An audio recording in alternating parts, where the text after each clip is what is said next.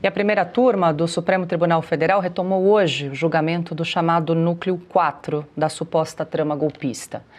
7 réus são julgados por propagar informações que, segundo a Procuradoria-Geral da República, são consideradas falsas a respeito do sistema eleitoral brasileiro. Os réus do Núcleo 4 incluem Ailton Barros, major da reserva, Giancarlo Rodrigues, subtenente, Marcelo Bormevet, policial federal, Reginaldo de Abreu, coronel, Guilherme Marques, tenente-coronel, Ângelo De Nicoli, major da reserva e Carlos César Rocha, presidente do Instituto Voto Legal. O relator, ministro Alexandre de Moraes, começou a leitura do voto, afirmando que vai ignorar uma prova citada pela PGR, mas que não consta no processo. Durante as sustentações orais, eu fiz uma observação de que realmente não houve essa juntada, consequentemente, os elementos de prova constantes no IPJ 2263992, da PET 13299, como não foram juntados aos autos, não serão considerados. Eu entendo aqui que essa menção ela não pode prejudicar a defesa, eu excluí dos autos essa menção e não será aqui levado em conta em relação à fundamentação da apresentação penal. Obviamente, isso não anula a ação penal, simplesmente isso será ignorado. Alexandre de Moraes também considerou que o Núcleo 4 atacava as instituições. Que essa utilização de ataque à justiça eleitoral, de ataque ao poder judiciário, de ataque à democracia, de discurso de ódio, que isso é liberdade de expressão. Isso é crime tipificado no Código Penal. É um instrumento de agressão, de propagação de discurso de ódio, de ruptura ao Estado democrático de direito. Segundo o ministro, o núcleo funcionava como uma organização criminosa e operava com a intenção de atacar as instituições para manter Jair Bolsonaro no poder. Membros da estrutura delitiva da organização criminosa utilizaram técnicas, inclusive, isso ficará claro em relação a alguns dos corréus, utilizaram-se técnicas militares para influenciar determinado público-alvo e moldar seus comportamentos para atingir os objetivos determinados pelo líder da organização criminosa, já condenado na ação penal 2668, o ex-presidente Jair Messias Bolsonaro. A leitura do voto foi interrompida pelo ministro Flávio Dino após um slide ser projetado antes da hora, gerando então uma reação do ministro Alexandre de Moraes. Ministro Alexandre, há uma projeção na tela de Vossa Excelência? Será, mas não deveria ter entrado agora ainda, mas já está aí. Ok. Já sumiu. A presidência de Vossa Excelência é rápida. É que eu não estava enxergando uma única letra, e aí eu me preocupei com o que era exatamente. E cabeças irão rolar no meu gabinete. Não, a culpa é do meu oftalmologista, não é de Vossa Excelência. Mas eu agradeço. Pode prosseguir, por favor. O ministro Moraes finalizou pedindo a condenação dos réus. Julgo procedente a apresentação penal em relação aos corréus Ailton Gonçalves Moraes Barros, Ângelo Martins de Nicoli, Giancarlo Gomes Rodrigues, Guilherme Marques de Almeida, Marcelo Araújo Bormevet e Reginaldo Vieira. E os condeno pelos crimes de organização criminosa armada, tentativa de abolição violenta do Estado Democrático de Direito, golpe de Estado, dano qualificado pela violência e grave ameaça contra o patrimônio da União e com considerável prejuízo para a vítima e deterioração de patrimônio tombado.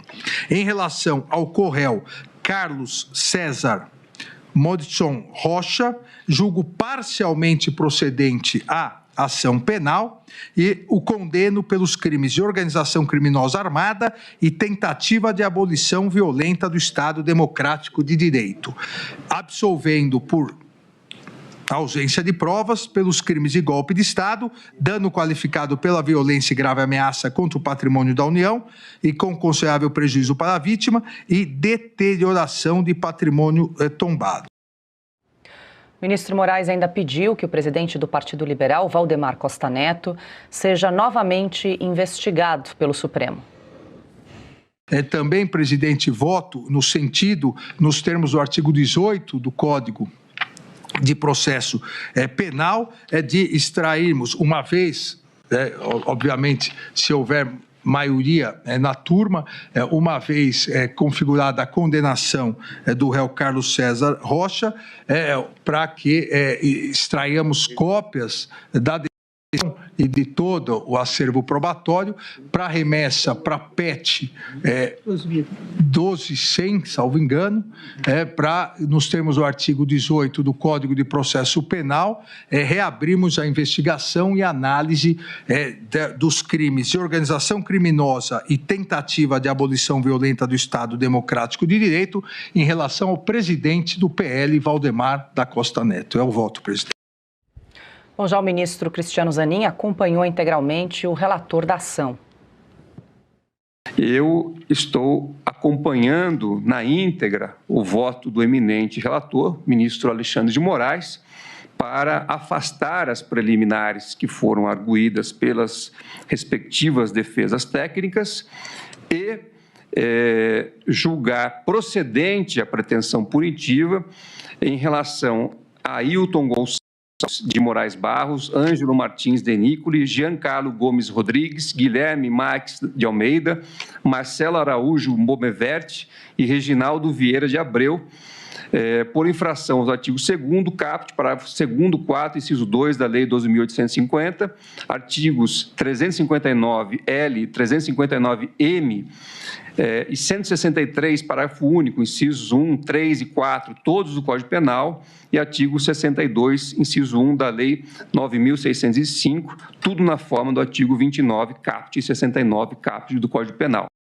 Bom, Marcília, a produção fez um apanhado aí do que foi essa manhã de julgamento do Núcleo 4, com alguns trechos do voto do relator, o ministro Alexandre de Moraes, seguido de Cristiano Zanin. Nesse momento, a ministra Carmen Lúcia está proferindo o seu voto. Também foi reservado o dia de amanhã para a finalização desse julgamento do Núcleo 4. O que você traz aí de considerações? Afinal de contas, é um julgamento que se propõe a analisar desinformação e fake news. E aí a gente já discutiu várias vezes que não há tipo penal, né? Não há no Código Penal a tipificação desses termos, né? Dessas condutas, melhor dizendo. Pois é, desinformação, olha só, discurso diferente do que disse o ministro Moraes, desinformação não é crime, discurso de ódio não é crime, fake news não é crime, negacionismo não é crime, não há em nenhuma legislação nossa nenhum desses tipos penais, diferente do que afirmou o ministro Moraes. Então, se o ministro Moraes afirma algo que não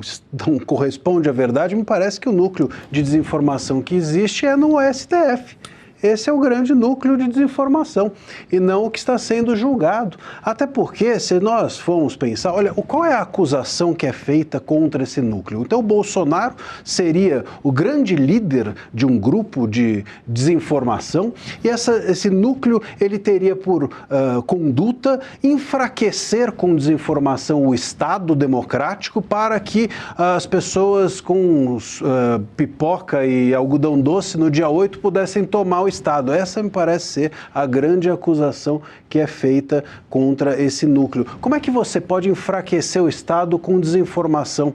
Eu queria entender até hoje qual é a grande tática, como é que se derruba um Estado com desinformação. A pessoa está lá, o soldado com fuzil na mão, e espada e etc. Aí eu falo, olha, renda-se porque eu tenho aqui uma desinformação, o Estado está tomado porque eu tenho uma desinformação, estou de posse de uma grande desinformação. Isso não faz sentido.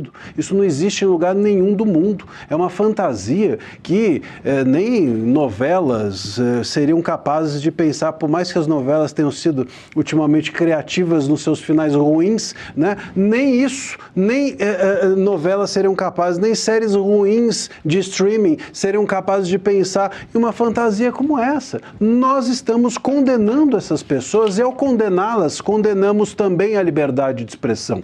Porque vamos perceber perceber que a jurisprudência que o STF está fazendo, sobretudo em relação a esse núcleo, eu considero esse núcleo da desinformação mais importante para nós todos, que usamos da palavra, que fazemos da palavra nosso ofício, porque a liberdade de expressão sairá condenada. O STF formará jurisprudência a partir de algo que não é crime. E aí, amanhã ou depois de amanhã, quando olharem para trás e falarem, mas qual o crime? Vão apontar e falar assim, está aqui a jurisprudência. Sim, mas a jurisprudência estava ancorada em lugar nenhum.